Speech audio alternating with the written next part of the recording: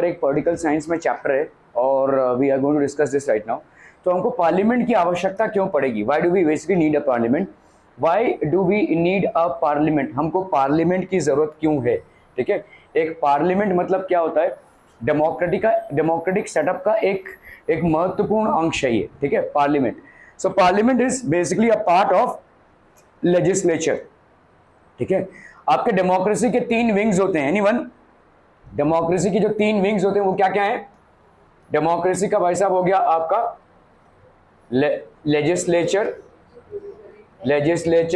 फिर हो गया आपका जुडिशरी एंड एग्जीक्यूटिव।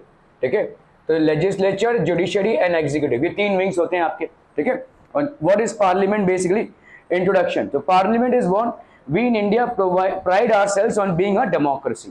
तो हमारे इंडिया भाई साहब क्या है, डेमोक्रेटिक सेटअप है। India is basically a democratic setup. ठीक है, here we will try and understand the relation between the ideas of participation in decision making। तो आपके decision making में क्या क्या ideas of participation है। ठीक है, between the ideas of participation in decision making, the need for all democratic governments to have the consent of their citizens। तो जितने भी आपके democratic governments हैं उनका consent। ठीक है, consent मतलब आप कोई भी ऐसा ही decision ताबड़तोड़ नहीं ले सकते। You will have to discuss it out and then implement it। तो आपको डिस्कस करना है और फिर उसके बाद उसको इंप्लीमेंट करना है। ठीक है, सो it is these elements that together make us democracy and this is best expressed in the institution of the parliament। तो आपके इसी को हम एक्सप्रेस करते हैं in the institution of parliament। It is these elements, ये सारे एलिमेंट्स हैं जो टुगेदर डेमोक्रेसी को बनाते हैं। ठीक है, and this is best express in the institution of parliament, और इसी को हम पार्लियामेंट के इंस्टीट्यूशन में एक्सप्रेस करते हैं। ठीक है, in this chapter we will try to see how the parliament enables citizens of India to participate in decision making, control the government। ठीक है, thus making is the most important symbol of Indian democracy and a key feature of the constitution। ठीक है, thus making it the most, तो आपका decision making and control the government. ठीक है, तो आपका पार्लियामेंट क्या करता है भाई साहब, डिसीजन बनाता है और गवर्नमेंट को कंट्रोल करता है, thus making it the most important symbol of Indian democracy. तो इंडियन डेमोक्रेसी का बहुत इंपॉर्टेंट सिंबल है ये and a key feature of the constitution. So why do we need a parliament, why should people decide, तो why should people decide. India as we know became independent on the 15th of August 1947। तो India भाई साहब independent हुआ कभी, 15th of August 1947 को। ठीक है, preceding this was a long and difficult struggle in which many sections of the society participated. तो आपके इंडिया के स्ट्रगल ऑफ फ्रीडम में काफी सारी सोसाइटीज ने पार्टिसिपेट किया था। ठीक है, people from all sections of the society had basically participated in the struggle for freedom. ठीक है, people from various backgrounds joined the struggle and they were inspired by the ideas of freedom, ठीक है, equality and participated in decision making। तो freedom से, equality से and they all participated in the process of decision making। ठीक है, under colonial rule the people had lived in fear of British government। ठीक है, colonial rule मतलब जब Britishers का राज था तो लोग डर के मारे जीते थे। ठीक है, they had lived under the freedom and did not agree with many of the decisions that they took। तो ऑब्वियस सी बात है कि भाई साहब कॉलोनियल रूल के अंडर, ब्रिटिश गवर्नमेंट के अंडर जितने भी डिसीजंस हुए थे तो हम उससे हैप्पी नहीं थे, we were not happy about it. ठीक है, because the main aim of the colonial empire was to loot and plunder India. ठीक है, and that's the reason we were not happy about that entire rule. ठीक है, but they faced grave danger if they tried to criticise these decisions.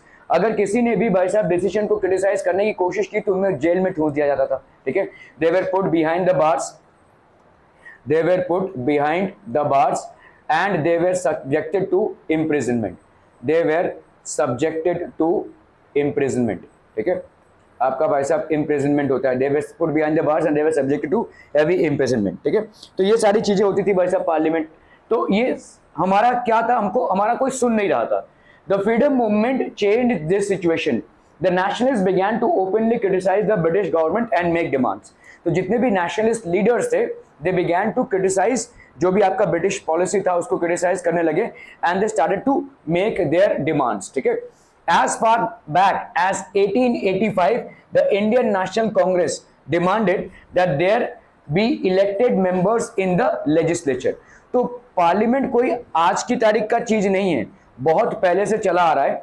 In 1885 Indian National Congress INC ने demand रखा कि elected members होने चाहिए, कहां पे? लेजिस्लेचर में। लेजिस्लेचर में आपके इलेक्टेड मेंबर्स होने चाहिए with the right to discuss the budget. तो बजट डिस्कशन होना चाहिए, ठीक है। आस्क क्वेश्चंस, ठीक है। The Government of India Act 1909, ये आपका गवर्नमेंट ऑफ इंडिया एक्ट है, allowed for some electoral representation. तो Government of India Act pass हुआ और ये 1909 में भाई साहब इलेक्टोरल रिप्रेजेंटेशन को, ठीक है, इसने समर्थन दिया, इलेक्टोरल रिप्रेजेंटेशन को। While these early legislatures under the British government were in response to the growing demands of the nationalists, ठीक है। तो ये जो आपके while these early legislatures, ठीक है, with this early legislatures under the British government were in response to the growing demands of the nationalists, तो जितने भी nationalists थे they were demanding that there be a separate legislature and there will be a separate provision for elected representatives, ठीक है। They did not allow for all adults to vote or could not participate in decision making, ठीक है। तो सारे adults को इन्होंने voting के rights नहीं दिए। All adults could not vote and neither can they participate in decision making, ठीक है। सारे एडल्ट्स वोट नहीं कर सकते और ना ही वो डिसीजन मेकिंग में पार्टिसिपेट कर सकते हैं। As you read in chapter 1, the experience of the colonial rule as well as the participation of different people in the struggle for freedom left little doubt in the minds of the nationalists that all persons in independent India would be able to participate in making decisions। तो इसका मतलब इस struggle के दौरान इनको ये एहसास हो गया था कि जितने भी लोग हैं कंट्री के, ठीक है, जब गवर्नमेंट बनेगी तो उसमें वो पार्टिसिपेट कर पाएंगे, ठीक है। सो जितने भी लोग हैं, once the government is formed, once India is free of the British Empire and the government is formed, ठीक है, they will be able to make independent decisions, ठीक है। With the coming of independence, we are going to be citizens of a free country। तो हम भाई साहब citizens of a free country हो जाएंगे। This did not mean that the government could not do what it felt like। तो इसका मतलब ये नहीं था कि गवर्नमेंट जो इच्छा वही मर्जी करे। It meant that the government had to be sensitive to people's needs and demands। तो जो भी सरकार होगी उसको जितने भी लोगों के नीड्स और डिमांड्स होंगे उसको केटर करना पड़ेगा, ठीक है। They will have to cater to it, ठीक है। The dreams and aspirations of the freedom struggle were made concrete in the Constitution of Independent India। तो Constitution of Independent India में जितने भी आपके एस्पिरेशंस थे या ड्रीम्स थे, हमने अपने स्ट्रगल ऑफ फ्रीडम के दौरान जितनी भी चीज़ों को जाना, परखा और समझा, ठीक है, जहाँ पे ह्यूमन राइट्स का वायलेशन नहीं हो, ठीक है, सबकी सुनी जाए और कोई भी decision after consulting with everybody ली जाए, ठीक है, वो सारी चीज़ों को कनकलकेट कर दिया गया। That laid down the principle of universal adult franchise, ठीक है। ये भाई साहब क्या बना? Universal adult franchise. मतलब every person above 18 years of age has the right to vote। every person above 18 years of age has the right to vote। कोई भी अगर 18 साल क्रॉस करता है that person will have the right to vote, ठीक है। just one moment।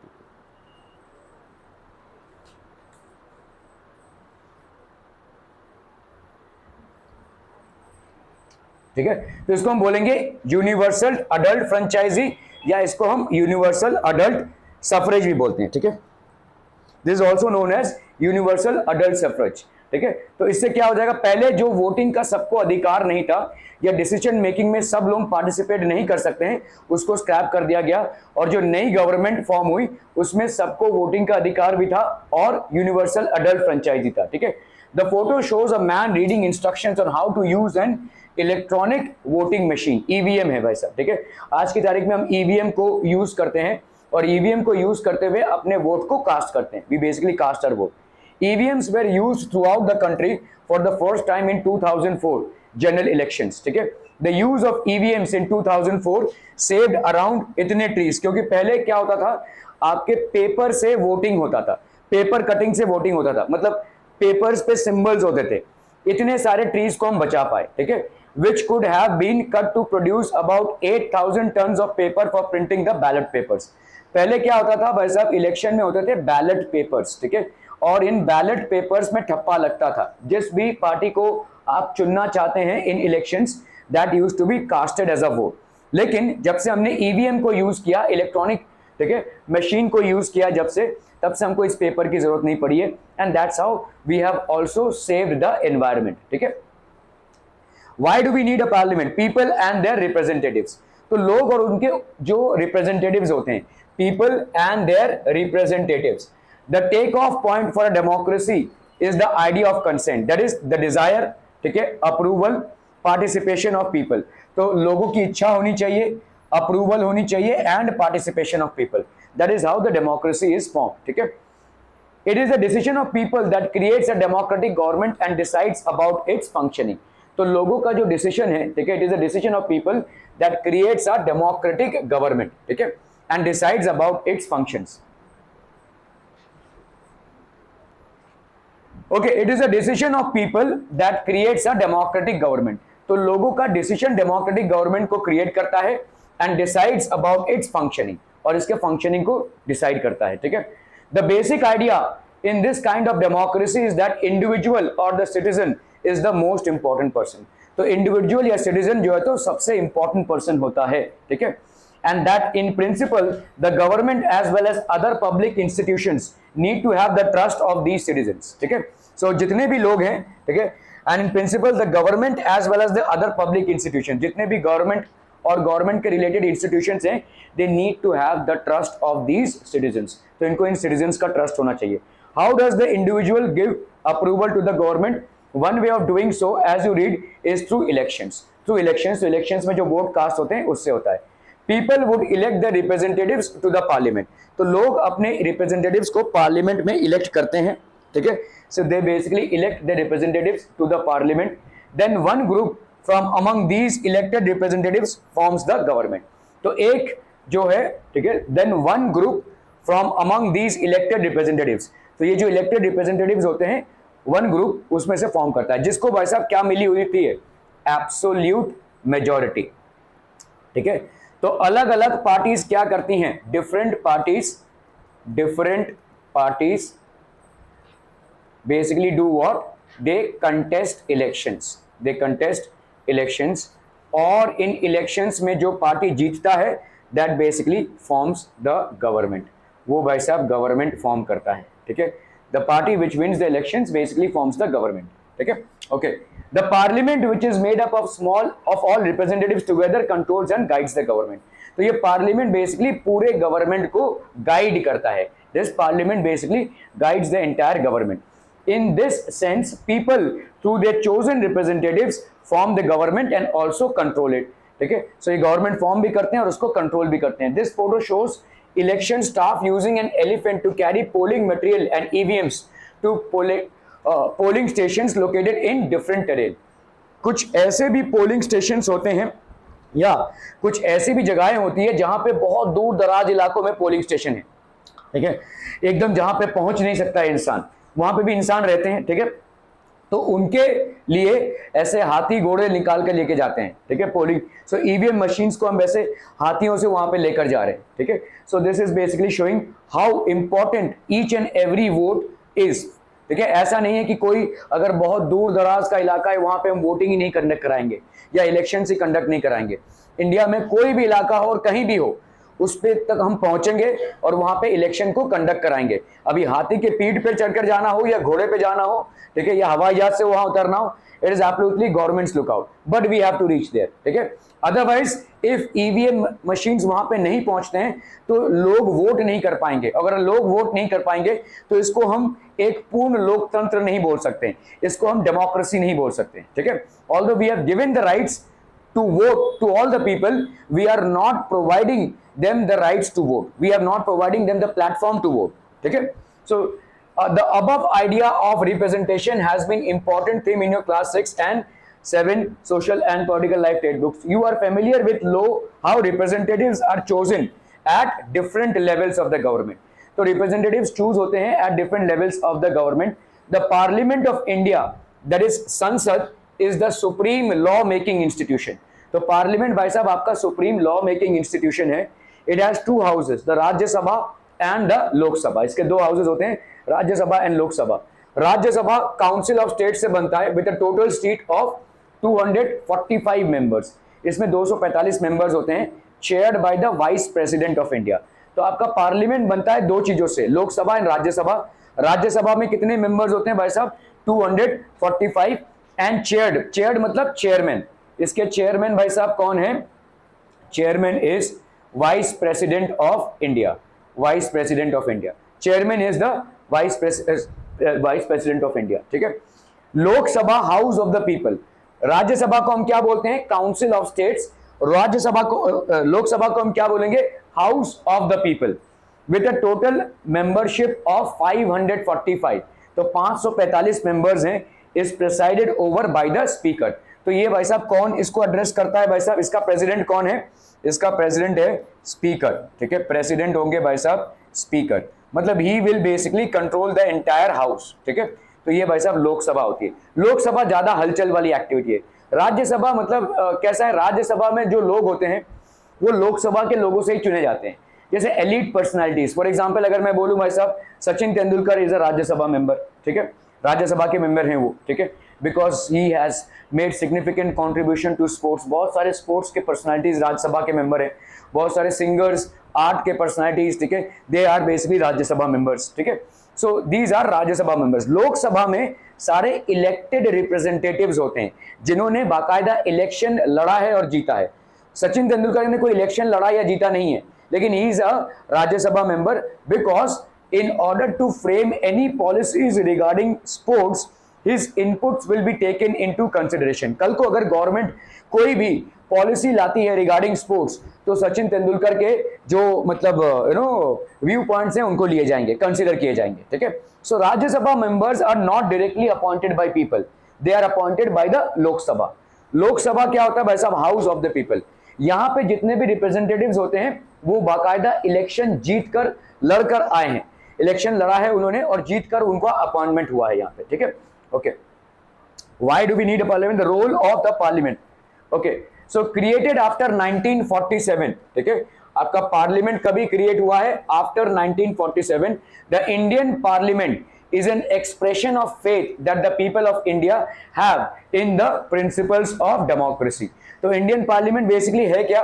एक faith है। ठीक है, डेमोक्रेटिकल सेटअप में इंडिया के लोगों का एक फेथ है कि yes it will be all good. ठीक है, everything will be taken care of. तो यहाँ पे पूरे पीपल ऑफ इंडिया का जो ट्रस्ट और फेथ है, ठीक है, जो ट्रस्ट है और जो फेथ है दैट इज इंटरेस्टेड। ठीक है, trust and faith that is basically the principles of democracy. ठीक है, these are participation by people in the decision making and the government by consent। ठीक है, the government by consent है ये। ठीक है, so these are participation by people in the decision making। तो यहाँ पे decision making में लोग participate कर रहे हैं and this is government by consent। ठीक है, government by consent मतलब government क्या कर रहा है भाई साहब? consent दे रहा है। ठीक है, consent मतलब क्या है? consent मतलब क्या हो जाएगा भाई साहब? what is consent? this is government by consent। so what do you mean by consent people? Consent मतलब सबको डिस्कस करके हम किसी नतीजे पे पहुंच रहे हैं। ठीक है, so this is government by consent. The parliament in our system has immense powers because it is the representation of the people. तो पार्लियामेंट के पास भाई साहब बहुत ज्यादा पावर होते हैं क्योंकि सारे लोगों ने मिलकर पार्लियामेंट को चुना है। ठीक है, पार्लियामेंट को हमने पावर दिया है। We have represented we have basically made the people win the elections and these people who have won the elections are basically now seated in the parliament। they will be the policy makers और वो policy पे हमारा भाई साहब चलेगा सब कुछ। ठीक है, that's how the entire thing is implemented। elections to the parliament are held in a similar manner as they are for the state legislature। जैसे भाई साहब स्टेट देखिए 3 लेवल पे इलेक्शंस होती हैं। ठीक है, एक होता है भाई साहब विलेज पंचायत लेवल पे, एक होता है भाई साहब आपका विलेज पंचायत लेवल पे, दूसरा होता है आपका भाई साहब स्टेट लेवल पे। ठीक है, और तीसरा होता है भाई साहब आपके सेंटर के लेवल पे। सेंटर मतलब कंट्री के लेवल पे। ये तीनों लेवल पे होती है और तीनों लेवल पे आपके गवर्नमेंट्स बनते हैं। ये भाई साहब सेंट्रल की गवर्नमेंट है, ये भाई साहब आपके स्टेट गवर्नमेंट है और ये आपका भाई साहब विलेज पंचायत है। ये इसीलिए हम इसको बोलते हैं 3 tyres of government. 3 tyres of government. और इसी 3 टायर्स ऑफ गवर्नमेंट को हम क्या नाम देते हैं? फेडरलिज्म। फेडरलिज्म। ठीक है, this is known as federalism. Clear है? Are we clear on this one people? Just one moment people.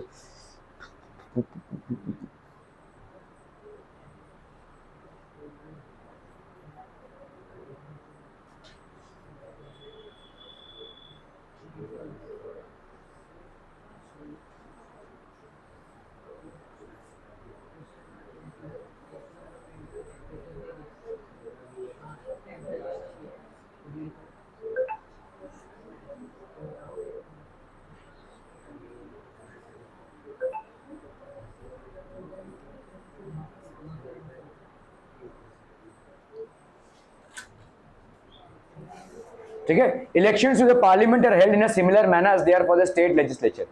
The Lok Sabha is usually elected once every 5 years। तो लोकसभा का इलेक्शन हर 5 साल में होता है भाई साहब। ठीक है, the country is divided into numerous constituencies as shown in the map. तो अलग अलग कॉन्स्टिट्यूएंसीज में डिवाइडेड है। ठीक है, तो ये आपके अलग अलग constituency, each of these constituents elects 1 person। एक मिनट यार, पढ़ा रहा हूं ना। ईच ऑफ दीज कॉन्स्टिट्यूएंसीज, कम से कम हाथ तो ऊपर कर ले, सीधा चिल्ला दिया।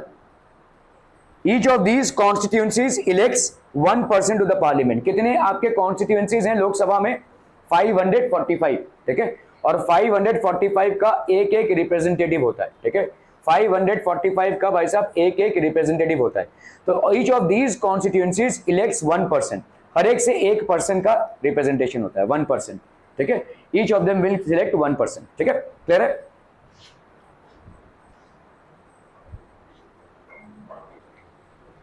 ठीक है, so each of this constituents elects 1 person to the parliament. ठीक है, वहां पे गिवन टेम्परेचर की कोई मतलब आपको कोई फिगर्स में गिवन टेम्परेचर नहीं देना है। वहां पे आपको एक गिवन टेम्परेचर पे आप प्रेशर को बढ़ा रहे हो, कम कर रहे हो, तो आपके पार्टिकल्स पे क्या इफेक्ट होगा, ये क्वेश्चन। ठीक है, तो question is absolutely correct. Okay, the candidates who contest elections usually belong to different political parties. तो एक कैंडिडेट्स जो इलेक्शंस कंटेस्ट करते हैं, ठीक है, जो कैंडिडेट्स इलेक्शंस कंटेस्ट करते हैं, they belong to different political parties. अलग अलग पॉलिटिकल पार्टीज को ये बिलोंग करते हैं। ठीक है, अलग अलग political. With in the help of the table show and let us understand this further. Results of the 8 Lok Sabha elections 1984 में भाई साहब पॉलिटिकल पार्टी, नेशनल पार्टीज, ठीक है, भारतीय जनता पार्टी भाई साहब 2। नंबर ऑफ एमपीज, एमपी मतलब क्या होता है भाई साहब? एमपी मतलब होता है क्या? एमपी मतलब होता है आपका मेंबर ऑफ पार्लियामेंट। और किसी को भाई साहब ये मेंबर ऑफ पार्लियामेंट बनने का मौका कब मिलता है? जब वो भाई साहब इलेक्शन लड़ता है और लड़कर जीतता है। ठीक है, तो that is called member of parliament. So Bharatiya Janata Party से 2 member, Communist Party of India से 6 member, Communist Party of India Marxist से 22 मेंबर। ठीक है, इंडियन कांग्रेस सोशलिस्ट से 4 मेंबर, इंडियन नेशनल कांग्रेस से 404, जनता पार्टी 10। ठीक है, लोकदल ये 3। ठीक है, सो अगर आप देखोगे ये 1984 के रिजल्ट्स थे। तो एक तरफा कौन जीत रहा है? कांग्रेस। बहुत पहले की बात है ये। ठीक है, 1984 में बाकी दूसरे पार्टीज को उतना रिकग्निशन नहीं मिला था, या लोगों का उन पर उतना ज्यादा भरोसा नहीं था, जिसकी वजह से वो पार्टीज उतना ज्यादा सीट्स नहीं जीत पाई। तो ऑब्वियसली गवर्नमेंट कौन फॉर्म करेगा? Congress, Indian National Congress. So these are the members of the parliament who have been elected by the people. इन्होंने इलेक्शंस कंटेस्ट किए हैं और ये इलेक्शन से जीते हुए सीट्स हैं। ठीक है, these are basically the seats that have been won by different parties. तो स्टेट पार्टीज अगर हम देखें, ये थे सेंट्रल लेवल पे, ध्यान दो यहाँ पे, these are basically national parties.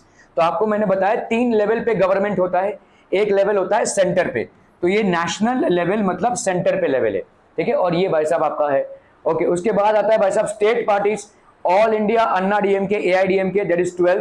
ठीक है, द्राविड़ मुनेत्र कझागम, ठीक है, डीएमके भाई साहब आपका 2, all India forward block 2, Indian National Congress 1, Jammu and Kashmir conference, ठीक है, ठीक है, ये हो गया भाई साहब आपका 3, केरला कांग्रेस, मुस्लिम लीग, ठीक है, peasants and workers party of India, revolutionary socialist party, Telugu Desam party, independent. Independent मतलब कुछ ऐसे उम्मीदवार होते हैं जो इंडिपेंडेंटली विदाउट किसी पार्टी के इलेक्शंस कंडक्ट करते हैं। होता क्या है, जब ये जीतते हैं तो अकेले सरकार तो नहीं बना सकते, तो जितने भी लोग हैं उनको बोलते हैं आप हमारे साथ आ जाइए, हम आपको एक पोस्ट देते हैं। ठीक है, so these are independent people. Independently without किसी भी पार्टी से एसोसिएट किए हुए भी आप इलेक्शन लड़ सकते हैं।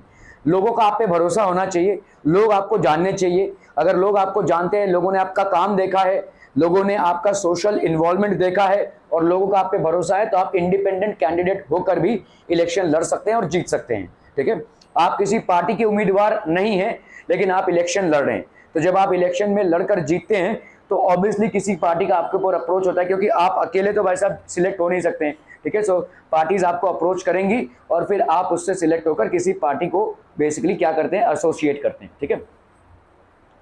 Results of the 13 Lok Sabha elections, अभी जैसे अगर आप देखोगे 1999 में लोकसभा के इलेक्शंस हुए, नेशनल पार्टीज में हम देखेंगे, ठीक है। भारतीय जनता पार्टी ने 182 सीट्स जीती, ठीक है, 182 सीट्स जीती, कहां पे, सेंटर के लेवल पे, सेंटर के लेवल पे, ठीक है। बहुजन समाज पार्टी बीएसपी, अभी एक नया पार्टी आया 14, ठीक है।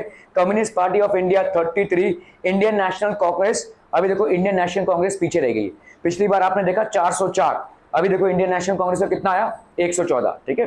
सो दैट्स हाउ, ठीक है। जनता दल, तो इसका मतलब क्या हो रहा है, लोग अपने प्रायोरिटी को या चॉइस को चेंज कर रहे हैं। पहले लोगों ने इनको 404 मतलब पूरा एक तरफा जीत है। Now people have started trusting this party, ठीक है, और अदर पार्टीज एज वेल। तो लोगों का अभी भाई साहब वोट दूसरे पार्टियों को जा रहा है, ठीक है। Now more trust is being on the democratic setup, ठीक है। सो स्टेट पार्टीज अगर हम देखेंगे, एआईडीएमके 10, तृणमूल कांग्रेस आ गया भाई साहब 8, ठीक है। जनता दल, बीजू जनता दल, मतलब anyone knows what is Biju Janata Dal, actually Orissa के जो सीएम है उनका नाम है बीजू पटनायक, ठीक है। तो उनका जो पार्टी है उसका नाम है जनता दल, तो इसीलिए हम बीजू जनता दल बोलते हैं इसको। जनता दल एक अलग से पार्टी है, लेकिन इनके पार्टी को हम बोलते हैं बीजू जनता दल, ठीक है। ओके, ये हो गया भाई साहब डीएमके, इंडियन नेशनल लोक दल, ठीक है, नेशनल कांग्रेस पार्टी, ठीक है। तो ये आप देखो, ये सब स्टेट लेवल पे इलेक्शंस हैं, these are what state parties, और इनके जीते हुए सीट्स है, ठीक है। रजिस्टर्ड और अनरिकॉग्नाइज्ड पार्टीज, ठीक है। अनरिकॉग्नाइज्ड मतलब कोई पार्टी इनके, और इंडिपेंडेंस भाई साहब 6 है। रजिस्टर्ड या अनरिकॉग्नाइज्ड, रजिस्टर्ड मतलब आपके पार्टी का रजिस्ट्रेशन नहीं हुआ है लेकिन इन्होंने इलेक्शंस जीते हैं, ऐसे आपके 10 पार्टीज निकले, और इंडिपेंडेंस आपके कितने हो गए भाई साहब 6, ठीक है। सो ये आपका रिजल्ट था। The above table gives you the results of the 13th Lok Sabha elections held in 1999। In these elections BJP got a large number of seats. तो अगर आप देखोगे पिछले वाले इलेक्शन में बीजेपी को सिर्फ 1984 में सिर्फ 2 ही सीट्स मिले थे, लेकिन 1999 में आपको कितने मिले, 182, ठीक है। So a significant number of member of parliaments were selected from BJP. So in these elections, the BJP got a large number of seats, but still not enough to emerge as the majority party. अभी देखो majority का calculation कैसे करते हैं, कितने आपके seats हैं, 545, कहां पे, लोकसभा में। इसकी मेजॉरिटी कैसे डिसाइड होती है, 2/3 of this seat, 2/3 of this seat, ठीक है। तो अप्रोक्सीमेटली कितने सीट्स आप देख लो यहाँ पे, 318 जा 54 हो गया, 3 1 जा 3, तो अप्रोक्सीमेटली आप 181 into 2 कर लो, तो 2 1 जा 2, 8 2 जा 16, 2 1 जा 2, अप्रोक्सीमेटली इतने सीट्स आपको जीतने हैं टू फॉर्म योर गवर्नमेंट। सिर्फ अगर आप ही गवर्नमेंट बनाना चाहते हैं तो इतने सीट्स आपको अकेले जीतने पड़ेंगे, 2/3 ऑफ मेजॉरिटी, ठीक है।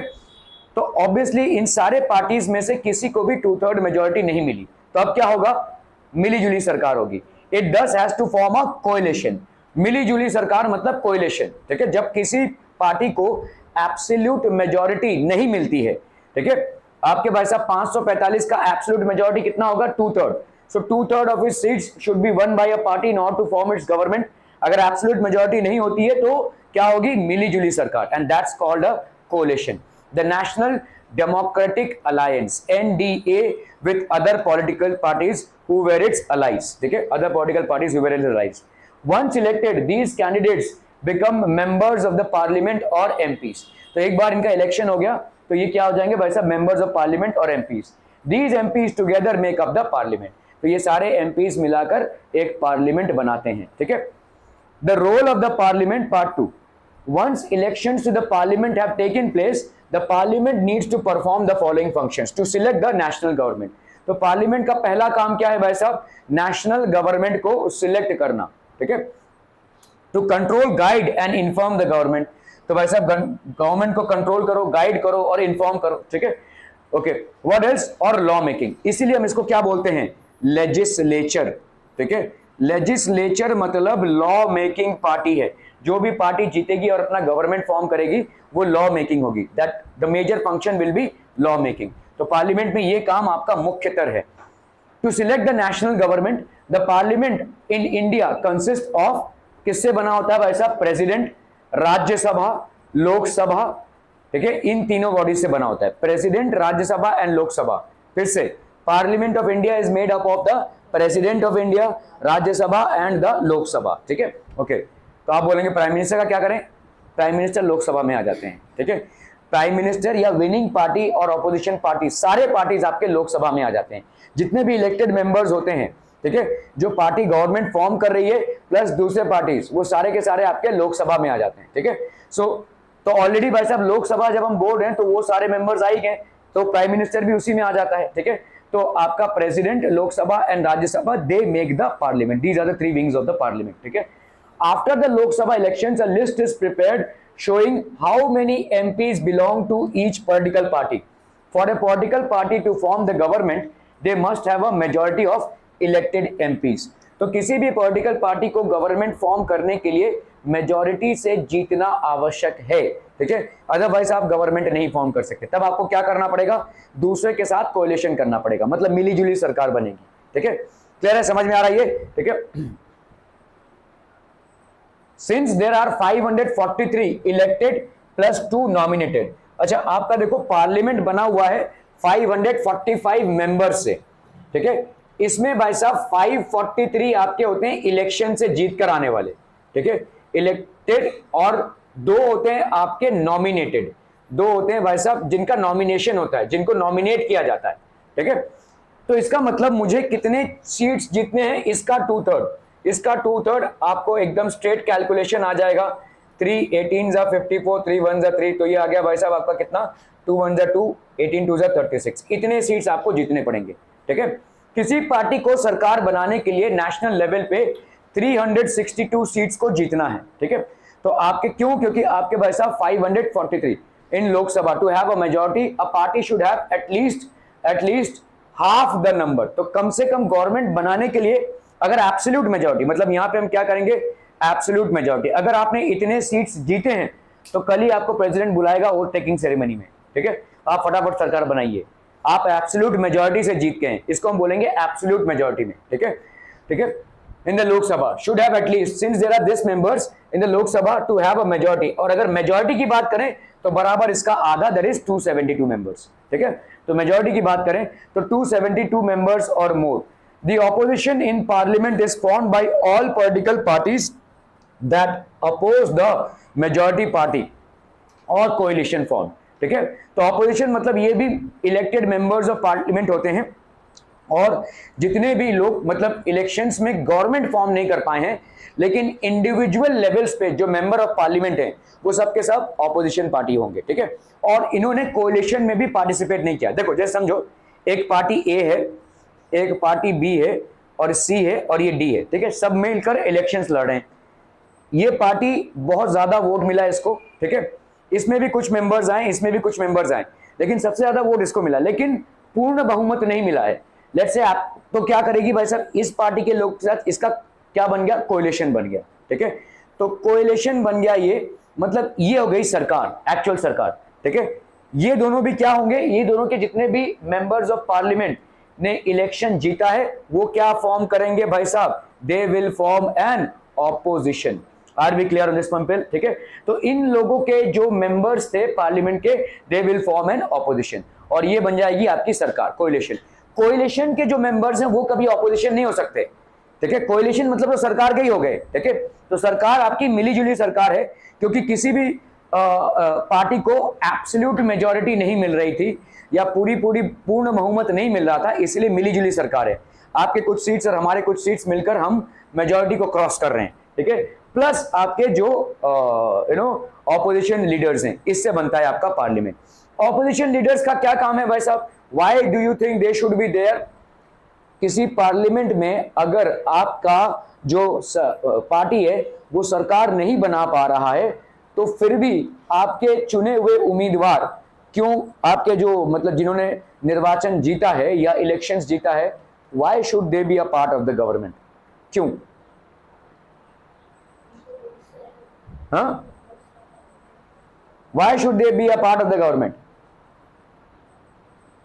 ऑपोजिशन का काम क्या है? गवर्नमेंट को चेक करना। गवर्नमेंट कल कुछ भी भाई साहब करेगा, ठीक है, तो गवर्नमेंट के सारे पॉलिसीज को क्वेश्चन करना, क्रिटिकली एग्जामिन करना और उसको अपोज करना, उसका जागरूकता फैलाना, ठीक है, ताकि गवर्नमेंट बहुत सोच समझ के कदम ले।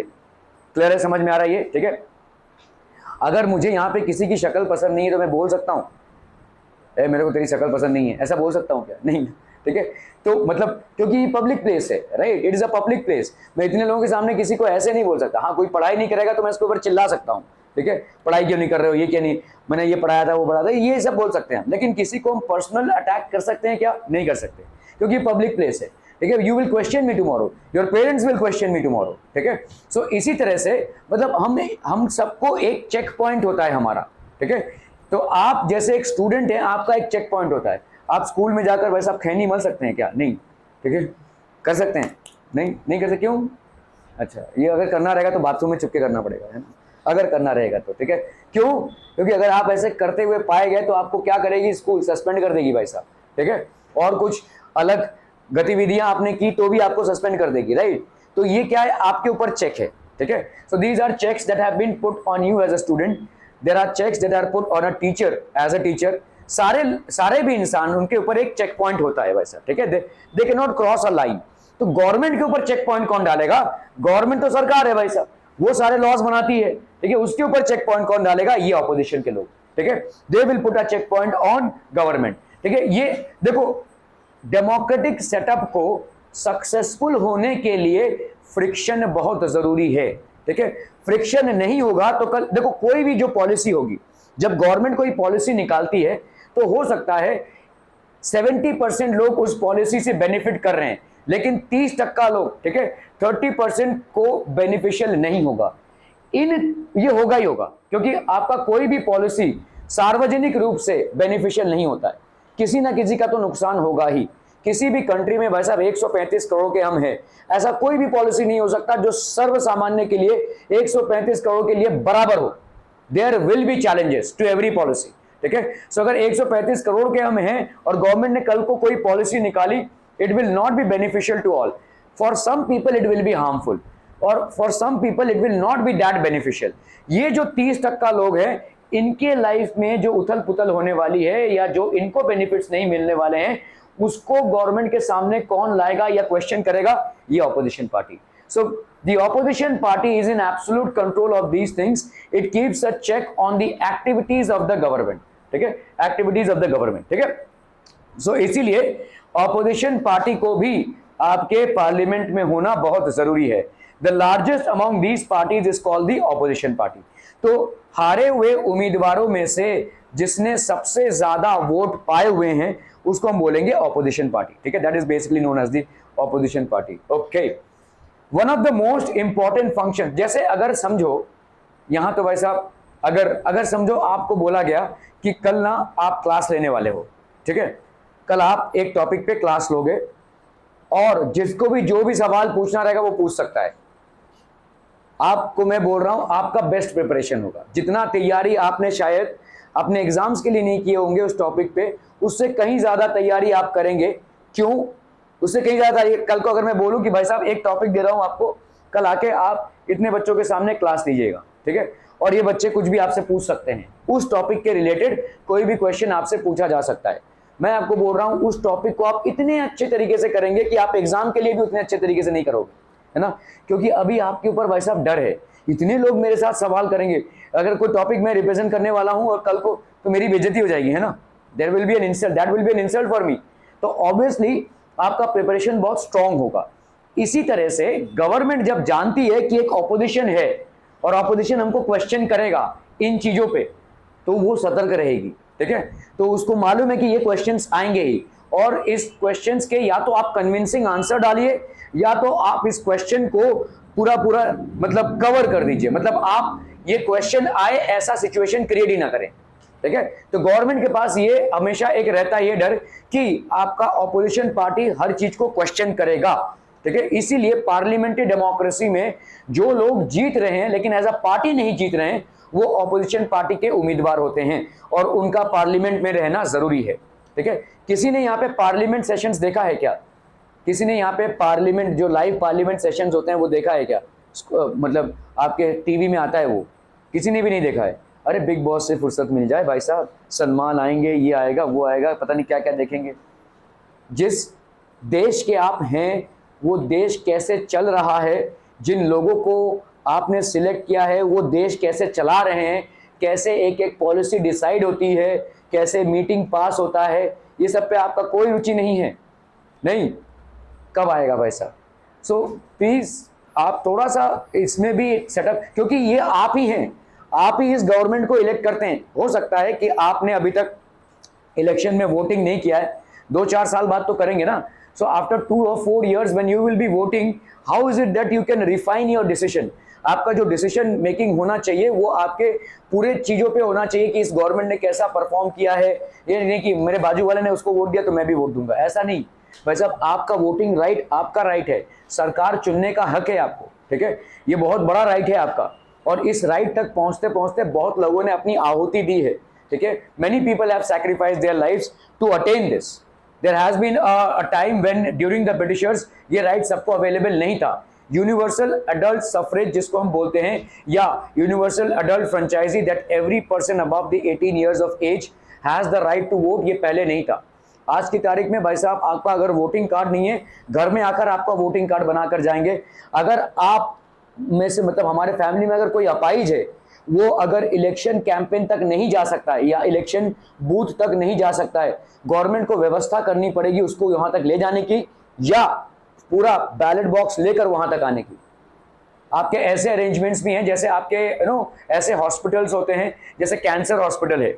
अगर कैंसर हॉस्पिटल है तो वहां पे कैंसर पेशेंट्स हैं, उन कैंसर पेशेंट्स को शायद एम्बुलेंस में हम पोलिंग बूथ तक नहीं ले जा सकते, तो उनके लिए गवर्नमेंट को लोगों को भेजना पड़ेगा हॉस्पिटल तक। उस हॉस्पिटल तक गवर्नमेंट को लोगों को भेजना पड़ेगा so that they can cast their vote. That's how important casting your vote is, because आप एक देश के सरकार को चुन रहे हैं और यही सरकार कल पॉलिसीज बनाएगी, और उन पॉलिसीज को क्वेश्चन कौन करेगा? ऑपोजिशन पार्टी, क्योंकि ये ऑपोजिशन पार्टी जो है एक बड़ी क्रिटिकल आई रखते हैं, ठीक है, जो भी गवर्नमेंट पॉलिसीज बनाती है उसके ऊपर, ठीक है। प्लीज ये जो भी सेशंस होता है आपको एक आइडिया हो जाएगा कि कैसे लोकसभा चलता है। तो काफी मतलब एग्रेसिव रहते हैं, कोई आकर अपने विचार व्यक्त करते हैं और किसी पॉलिसी को लॉन्च करने की बात होती है तो फिर ऑपोजिशन होता है। किसी ने भी यहाँ पे लोकसभा के प्रोसीडिंग्स नहीं देखे हैं कभी भी, किसी न्यूज में भी नहीं, किसी में भी नहीं। लोकसभा का पूरा सीधा प्रसारण होता है, लोकसभा के जितने भी सेशंस होते हैं उसका सीधा प्रसारण होता है पार्लियामेंट से। किसी ने कभी भी नहीं देखा है, 9th वाले भी नहीं, बाप रे बाप, सैड, ठीक है।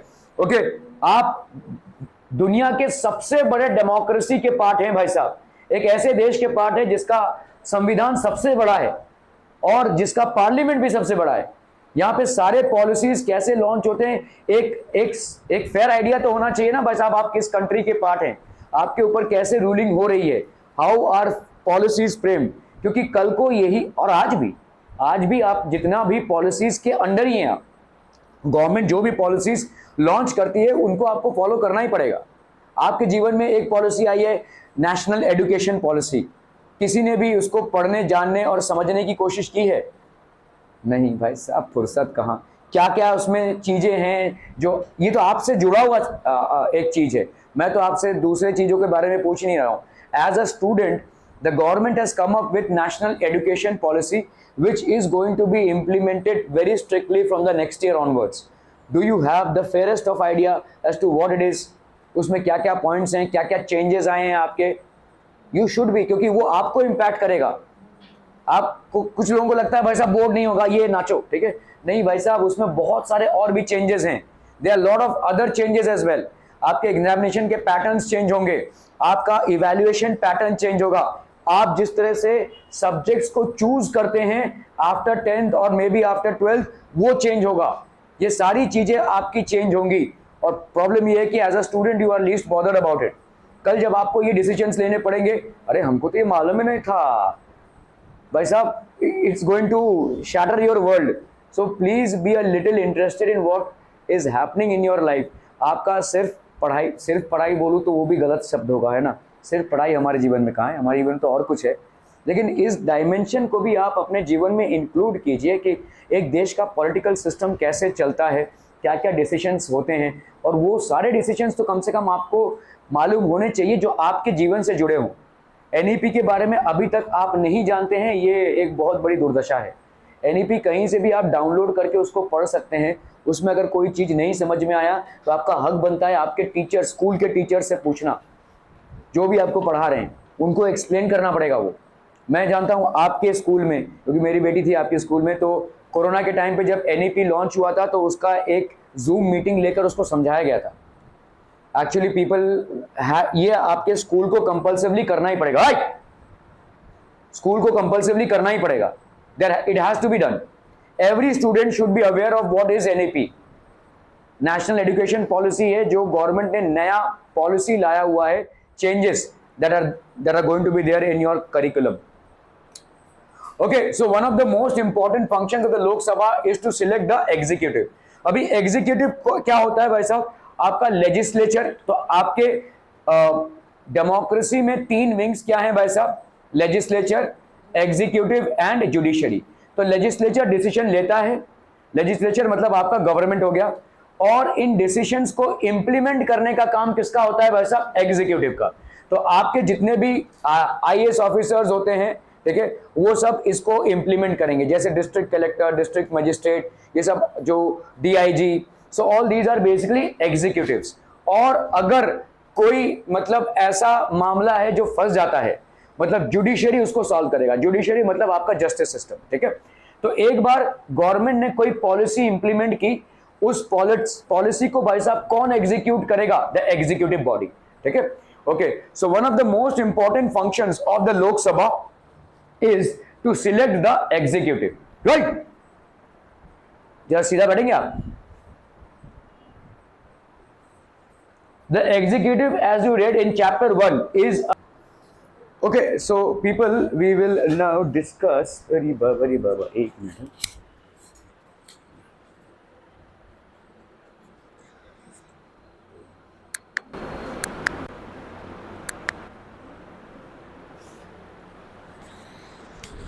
Okay, so one of the most important functions of Lok Sabha is to select the executive.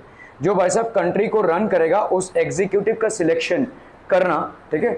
So the executive, as you read in chapter 1, is a group of persons who work together, ठीक है, a group of persons who basically work together to implement the laws made by the parliament. तो laws जो है parliament के, उसको implement करने के लिए। This executive is often what we have in mind when we use the term government, ठीक है। Okay, so the prime minister of India is the leader of the ruling party in the Lok Sabha. तो जो ruling party होती है, उस ruling party को president invite करता है, प्रेसिडेंट इनवाइट करता है। जिस पार्टी ने भाई साहब मेजॉरिटी जीता होगा, ठीक है, मेजॉरिटी बनाया होगा, तो प्रेसिडेंट इनवाइट करेगा to select their PM and the council of ministers, ठीक है। तो पीएम और काउंसिल ऑफ मिनिस्टर्स। तो the prime minister of India is the ruler of the ruling party in the Lok Sabha, ठीक है।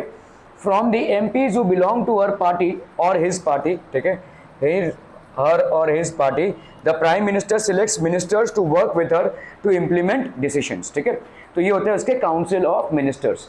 These ministers then take charge of different areas of the government functioning like health, ठीक है, अलग अलग ministers होते हैं, देखो एजुकेशन, फिर आता है आपका फाइनेंस, ठीक है।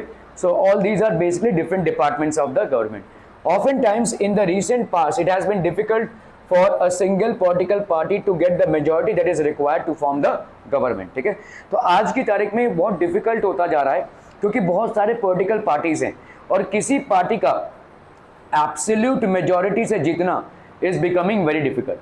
So there are many political parties and is becoming difficult for any political party to win with absolute majority, ठीक है। It is difficult for any political party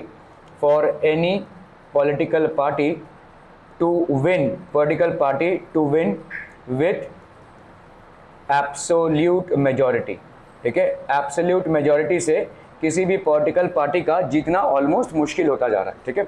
okay, they then join together with different political parties who are interested in similar concerns to form what is known as a coalition government. तो एक coalition government होती है जिसको मिली जुली सरकार भी बोलते हैं, कोएलिशन गवर्नमेंट, ठीक है।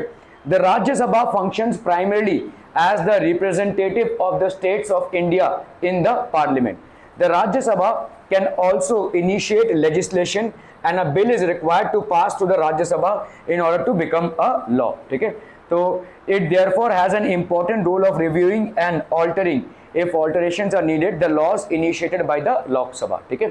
तो राज्य सभा बेसिकली ऑल्टर करता है। तो Rajya Sabha can also initiate legislation. अगर भाई साहब राज्यसभा को कोई नियम बनाना है तो वो भी एक कानून ला सकता है, लेकिन उस नियम पे लोकसभा के लोगों का भी समर्थन होना चाहिए, ठीक है। तो Rajya Sabha can also initiate legislation. Legislation मतलब लॉ बनाना, ठीक है। तो राज्यसभा भी लॉ बना सकता है and a bill is required to pass through the Rajya Sabha, और राज्यसभा से ये बिल पास होना चाहिए in order to become a law. तो किसी बिल को पास करवाना, अभी देखो दोनों चीजें हो सकती हैं, लोकसभा से बिल ओरिजिनेट हुआ, फिर राज्यसभा के मेंबर का समर्थन मिला और वो बिल लॉ बन गया, या राज्यसभा से बिल ओरिजिनेट हुआ, लोकसभा के लोगों का समर्थन मिला और वो लॉ बन गया, ठीक है। सो बिल पहले पास होता है, फिर उसको लोकसभा और राज्यसभा में उसको एब्सोल्यूट मेजॉरिटी मिलना चाहिए, तब जाके वो बनता है law. A bill has to be passed either in Lok Sabha और Rajya Sabha, and the members of Lok Sabha and Rajya Sabha have to basically select it and give it an absolute majority, and only then it will become a law, ठीक है। It therefore has an important role of reviewing and altering. If alterations are needed, the laws initiated by the Lok Sabha. The members of the Rajya Sabha are elected by the elected members of the legislative assemblies of various states. There are 233 elected members plus 12 members nominated by the president. तो आपके 233 elected members होते हैं किसके? राज्यसभा के, ठीक है। तो election किसका होता है? इलेक्शन कौन करता है इनको? लोकसभा, ठीक है। हम डायरेक्टली नहीं इलेक्ट करते हैं, राज्यसभा के जो मेंबर्स होते हैं उनको लोकसभा के लोग इलेक्ट करते हैं। लोकसभा को किसने इलेक्ट किया है भाई साहब? People of India. People of India have basically elected the Lok Sabha, और लोकसभा के कैंडिडेट्स क्या करते हैं भाई साहब? राज्यसभा के कैंडिडेट्स को इलेक्ट करते हैं, ठीक है, ओके। और 12 मेंबर्स होते हैं जो प्रेसिडेंट नॉमिनेट करता है। President basically nominates these 12 members, ठीक है। These two buildings of the Central Secretariat, the South Block and the North Block, were buildings during the 1930s. ये आपके 1930s में बिल्डिंग्स हुआ करते थे पार्लियामेंट के। The photo on the left is of the South Block, which houses the Prime Minister's office, that is PMO, the Ministry of Defence and the Ministry of External Affairs. बहुत important ministries हैं ये, ठीक है। Prime minister's office, the Ministry of Defence and the Ministry of External Affairs. The North Block is the photo on the right, and this has the Ministry of Finance and the Ministry of Home Affairs. The other ministries of the Union government are located in various buildings in New Delhi. तो new Delhi में अलग अलग buildings पे भाई साहब ये located होते हैं। The role of the parliament, ठीक है, to control, guide and inform the government. The parliament while in session begins with a question hour. The question hour is an important mechanism through which MPs can elicit, that is obtain information about the working of the government. तो MPs को भाई साहब ये information मिलता है, ठीक है। Members of the parliament can actually question कर सकते हैं, इसको हम क्वेश्चन आवर बोलते हैं, ठीक है। During this time the members of the parliament can question the government about different policies and it's implementation. This is a very important way through which the parliament controls the executive. तो parliament इस चीज से भाई साहब executive को control करता है। तो एक हो गई आपकी रूलिंग पार्टी और एक हो गई भाई साहब आपकी ऑपोजिशन पार्टी, ये people of India. Asking questions of the government is a crucial task of every MP. हर एक member of parliament को asking questions is a very important task, ठीक है। The opposition parties play a critical role in the healthy functioning of a democracy, ठीक है, okay. They highlight drawbacks in various policies and programs of the government and mobilize popular support of their own policies, ठीक है। Popular support by some own policies. The government gets valuable feedback and is kept on its toes by the questions asked by the MPs, ठीक है। तो government को valuable feedback मिलता है, ठीक है, क्योंकि क्वेश्चंस करते हैं MPs तो उनको अलर्ट रहना पड़ता है, ठीक है। In addition, in all matters dealing with finances, the parliament's approval is crucial for the government. तो गवर्नमेंट के लिए पार्लियामेंट का अप्रूवल पाना बहुत जरूरी है। ऐसे ही भाई साहब गवर्नमेंट कोई लॉ को इंप्लीमेंट नहीं कर सकता है। Government needs to have an approval, government needs to have an approval from the parliament, ठीक है। Government needs to have an approval from the parliament, ठीक है, okay. This is one of the several ways in which the parliament controls, guides and informs the government, ठीक है।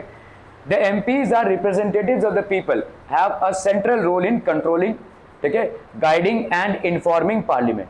तो controlling में this is a key aspect of the functioning of the Indian democracy, control करना, guide करना और parliament को inform करना। तो law making is a significant function of the parliament, ठीक है। We shall read about this in the next chapter, okay. Who are the people in the parliament, कौन कौन लोग होते हैं भाई साहब पार्लियामेंट में? The parliament now has more and more people from different backgrounds, अलग अलग बैकग्राउंड से ज्यादा लोग आते हैं। For example there are more rural members and also members from many regional parties, groups and peoples that were till now unrepresented are beginning to get elected to the parliament, ठीक है। there has also been an increase in political participation from Dalit and backward caste and minorities, तो अभी बहुत सारे लोग politically जागरूक हो रहे हैं और इसीलिए भाई साहब वो पॉलिटिकल सिस्टम में पार्टिसिपेट कर रहे हैं। so there are many people who are basically participating in the entire political system. Let us look at the following table that shows the percentage of the population who voted in Lok Sabha elections, ठीक है। जब first Lok Sabha election हुआ था तो कितने percentage लोगों ने vote cast किया था? 44। फोर्थ लोकसभा इलेक्शन में कितना परसेंटेज? 61। फिफ्थ में 55, सिक्स्थ में ड्रॉप हुआ 60, एट्थ में 63, 10th में 56, 14th में 58। तो ड्रॉप हुआ है लोगों का परसेंटेज, लेकिन बढ़ना चाहिए ये। It has been observed that representative democracy cannot produce a perfect reflection of society. There is a realization that when interests and experiences separate us, it is important to ensure that communities that have been historically marginalized are given adequate representation. तो marginalized मतलब बहुत सालों से जिनका उत्पीड़न हुआ है उनको हमको चांस देना पड़ेगा। We have to basically give them a chance to come and form, और उनको हमारे लिए हमको उनको सीट्स रिजर्व करके देनी पड़ेगी। विद दिस इन माइंड, ठीक है, some seats are reserved in the parliament for scheduled caste and scheduled tribes, ठीक है। तो इसको मद्देनजर रखते हुए शेड्यूल्ड कास्ट और शेड्यूल्ड ट्राइब्स के लोगों के लिए कुछ सीट्स पार्लियामेंट में रिजर्व्ड हैं। This has been done so that the MPs elected from these constituents will be familiar with and can represent Dalit and Adivasi interest in the parliament, ठीक है। Similarly, it has more recently been suggested that there should be reservation of seats for women. तो women के लिए भी seats reserve होनी चाहिए। This issue is still being debated. 60 years ago, only 4% of the MPs were women, and today it is just above 9%. अभी तक women का participation नहीं हुआ है उतना ज़्यादा, ठीक है। Women are not participating in huge numbers in the parliament. This is small share when you can consider the fact that half the population are women, ठीक है। is issues of this kind that force the country to ask certain difficult and often unresolved questions. Is our democratic system representative enough? नहीं, क्योंकि अगर 50% of the population in India is women, then 50% of representation in the parliament should also be of women, जो नहीं हो रहा है, ठीक है। So ये एक the fact that we can ask these questions and are working towards answers is a reflection of the strength and faith that people in India have in democratic form of government. The photo shows few women members of parliament, बहुत संख्या इनकी कम है और ये हमारे लिए एक challenge है, because women participation in parliamentary activities is very less. Very few members are actually participating as a women, और इसीलिए इसके सीट्स को हमको रिजर्व करने की मतलब प्रपोजल है, ठीक है।